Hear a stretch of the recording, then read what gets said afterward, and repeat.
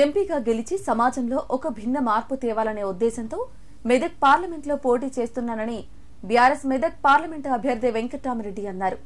IAS అధికారిగా ఎంతో గౌరవప్రదంగా వ్యవహరించిన తాను తన చిరకాల స్వప్నం ప్రజాసేవ చేయాలనే ఎంపీగా పోటీ చేస్తున్నానని చెప్పారు. చట్టసభల పట్ల పూర్తి అవగాహన ఉండి చాలా మంది ముఖ్యమంత్రుల వద్ద పనిచేసిన అనుభవంతో తాను ఈ ప్రాంత ప్రజల గొంతుకనై సమస్యలపై పోరాడతానన్నారు. సిద్దిపేట జిల్లా దుబ్బాకలో బుధవారం రాత్రి పార్టీ కార్యకర్తల సమావేశంలో దుబ్బాక ఎమ్మెల్యే కొత్త ప్రభాకర్ రెడ్డితో కలిసి వెంకట్రామరెడ్డి పాల్గొని మాట్లాడారు. ఇప్పటి వరకు ఏ నాయకుడు చేయలేని పని తన సొంత డబ్బులు 100 కోట్లతో పీవీఆర్ ట్రస్ట్ ఏర్పాటు చేస్తానని హామీ ఇచ్చారు.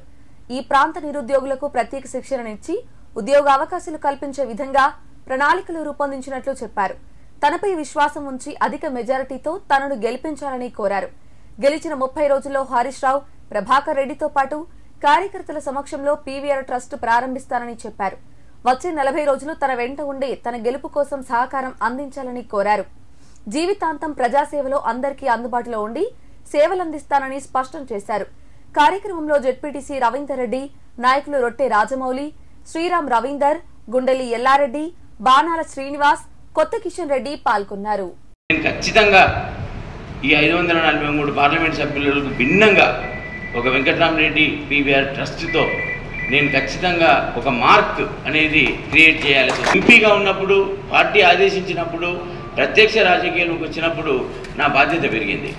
అందుకని చెప్పి నేను ఈ పీవీఆర్ ట్రస్ట్కి ఒక నిధి 100 కోట్లు అడిగాను.